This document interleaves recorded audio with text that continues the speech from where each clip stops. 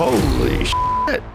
He said what? Doria Ragland has said enough is enough. I'm moving out of Montecito for good. And it's pretty brutal, actually. Meghan Markle has now been abandoned by her mom after the Duchess begged, "Don't leave me." They say family is the one place you can always turn to. But what if even your own mother walks out and never looks back? In the glittering halls of Meghan Markle's $29 million Montecito mansion, there was a sudden silence. Not the calming kind, but the eerie that screams something is wrong. That silence came the moment Doria Ragland, Meghan's ever loyal, ever private mother, quietly wheeled her suitcases out the front door for good. The woman who had stood by Meghan through everything, the royal chaos, the media storms, the public meltdowns, had finally reached her limit. And as she left, sources say Meghan begged, tears streaming down her face, whispering one heartbreaking plea: "Don't leave me." But we all know it's very, very bad for both of them. Meghan, who was screamed, "Don't leave me, don't leave me." And Harry, who actually has leaned on his mother-in-law to be helpful emotionally to him. It wasn't just a mother walking out, it was the emotional anchor of a family slipping away. But what drove Doria to make such a drastic move? Was it the unrelenting drama, the alleged manipulation, the endless moaning Meghan's critics claim she thrives on? And here's the real twist. Meghan isn't just losing a parent figure. She might be losing the last person who truly kept her grounded. You've heard the headlines, you've seen the photos, but the truth behind this emotional fracture goes deeper than anyone's dared to tell, and it might just reveal the most vulnerable and most damaging side of Meghan Markle yet. She might have started shouting at her like she has done with other staff, and her mother thinks, this is enough. She can't talk to me like that. Who does she think she is? When everything around Meghan Markle and Prince Harry seemed to be falling apart, careers crumbling, friends vanishing, headlines turning vicious, there was one constant, one person who never wavered: Doria Ragland, quiet, grounded, and deeply spiritual. Doria stepped into the chaos like a calm eye in a very public storm. In early 2024, she moved into their Montecito estate, not as a guest, but as a lifeline. At first, it looked like a family reunion wrapped in healing intentions. But behind those luxurious gates, Doria was shouldering more than anyone realized. The Sussexes were dealing with one PR disaster after another. The Netflix backlash, the Spotify fallout, the whispers about their Hollywood dreams imploding. And while Harry grew increasingly distant, reportedly haunted by royal estrangement, Meghan turned to Doria, not just for emotional support, but for survival. She became their unofficial nanny, therapist, housekeeper, and emotional crutch. Every tantrum, every meltdown, every late night anxiety spiral, Doria was there. Day in, day out, always steady, always silent. To the outside world, she was just Meghan's mom. But inside that mansion, she was the glue holding the fragile pieces together. And yet, even glue can only hold so long before it starts to crack. Can you really blame her? Because Doria Ragland has stayed massively loyal to Meghan. She drank the Kool-Aid for a period. She even was used as propaganda in the Netflix documentary series. But since then, like the rest of the world, she's seen how her daughter's lies have been exposed. She's seen how her daughter uses people. She's seen how her daughter treats people. And as a calm yogi, she simply doesn't want to put up with it. From the outside, the Montecito mansion was a symbol of luxury, freedom,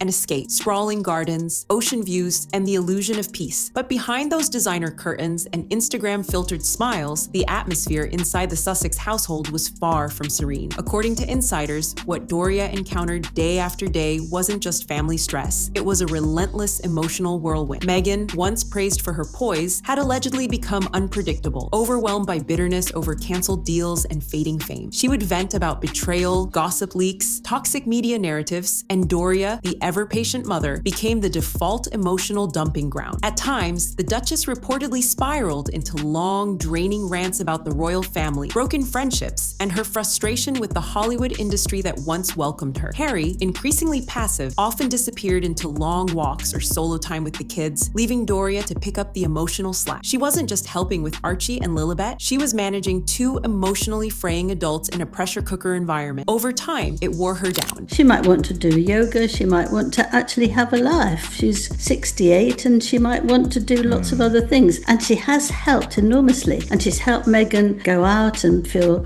at ease that her mother is there looking after the children. The children probably love her very much, but you have to understand that your mother isn't a slave and she's not going to do all that work for you, however lovely it is. What was supposed to be a temporary support stint turned into something closer to a caregiver role, without clear boundaries, without space, without pause. And the resentment, it began to build in silence. It wasn't explosive, it wasn't loud, it wasn't the kind of dramatic exit you'd expect from a Hollywood scripted life. Doria Ragland's departure was calm, almost unsettlingly so. One morning, she quietly packed her things into 2 medium-sized suitcases, walked down the driveway of the Montecito mansion, and got into a waiting black SUV. No PR statement, no farewell dinner, no goodbye photo op with the grandkids. Just a mother who had reached her emotional threshold and chose, for the first time in a long time, to put her own well-being first. But what made the scene unforgettable wasn't Doria's composure. It was Meghan's reaction. She got sick of the constant moaning and the drama, so she had to flee. And Meghan is concerned about her career, her as ever, and what is important to her. Sources say Meghan, caught off guard by her mother's resolve, broke down in a panic. She followed her mother out the door, begging her to reconsider, her voice cracking as she pleaded, "Don't leave me." That raw desperation from a woman known for her control reportedly stunned even the house staff. Harry, visibly shaken, stood behind them, silent, watching the emotional unraveling unfold. To some, it was the moment Meghan realized something truly devastating. When even your own mother can't live with you, the problem might not be everyone else. Doria didn't storm out, she didn't shout, she just left, and the silence she left behind, it was deafening. For months, Doria Ragland smiled through the storm. She kept her poise, managed the home, and protected her daughter from a collapsing public narrative. But behind the calm exterior, something deeper was unraveling. It wasn't just exhaustion or the nonstop drama. According to those close to her, Doria began noticing patterns in Meghan's behavior that she could no longer ignore. Patterns that had cost her daughter friendships, business deals, and even the trust of the public. Meghan's tendency to cast herself as the victim in every situation, her obsession with controlling her image, her relentless venting about betrayal, all of it began to wear thin. And Doria, who had once been her daughter's fiercest protector, reportedly started questioning the version of events she was being told. Was it really everyone else who was toxic? Or had Meghan become trapped in her own echo chamber of paranoia and blame? Meghan is living a life that she's winning and she's doing all these great things, but the reality is not that. The reality is she's a joke. It's embarrassing at this point. It's like, oh my gosh, for real, Meghan, you did that? You're gonna keep doing this? I mean, wow. The final straw, insiders say, wasn't dramatic at all. It was a quiet moment in the kitchen, Meghan complaining for the 3rd time that week about a former friend turning on her, while Doria just stood there, numb. She didn't respond, didn't console. That night, she booked her ride back to LA, because sometimes, when you love someone deeply, the only way to help them is to stop enabling their delusion. If Doria Ragland's exit shook the Sussex household, the crumbling of Meghan's inner circle made the walls feel like they were truly closing in. One by one, the friends who once defended her in public and stood proudly by her side began to distance themselves, and not quietly. The whispers started years ago, but now they were turning into headlines. Jessica Mulroney, once Meghan's fashion soulmate, quietly phased out. Priyanka Chopra, absent from key milestones. Millie McIntosh and Violet von Westenholz, both early supporters, have all but disappeared from the narrative. And it wasn't just that Meghan was friends with Jessica, she was very close with her children, and Meghan was even on the phone on FaceTime with Jessica when Prince Harry proposed. But you probably haven't heard much from Jessica in the last couple of years because Meghan suddenly dropped her like an absolute hot potato, and the reason cannot be more frivolous. Some sources claim Meghan had become impossible to trust, constantly accusing even her closest allies of leaking stories, feeding her growing sense of paranoia. Others say she simply became exhausting, every interaction revolving around her victimhood, the press, or her feud with the royals. Then came the now infamous fallout with the Beckhams, after Meghan allegedly accused them of leaking to tabloids, a claim that reportedly ended the friendship on the spot. Even for Harry, the strain was obvious. With Meghan's social circle shrinking and his own royal ties severed, he's now isolated in a way that few imagined possible. And for Doria, watching her daughter burn bridge after bridge, it became clear this wasn't just bad luck, this was a pattern. And patterns that go unchecked, they become prisons. By the time Doria walked out and the inner circle vanished, one painful truth hung heavy in the air. Meghan and Harry were completely and utterly alone. The bridges to Buckingham Palace weren't just burned, they were reduced to ashes. Charles, Camilla, William, Kate, not a single senior royal remained on speaking terms with the couple, and the icy proxy silence from across the Atlantic had turned into something far more damaging: indifference. The firm had moved on. No more statements, no more olive branches, not even rebuttals. And that, insiders say, hit Harry harder than anything. And here in the States, it's being reported by tabloids that Meghan quietly canceled plans to celebrate their 7th wedding anniversary at home with Prince Harry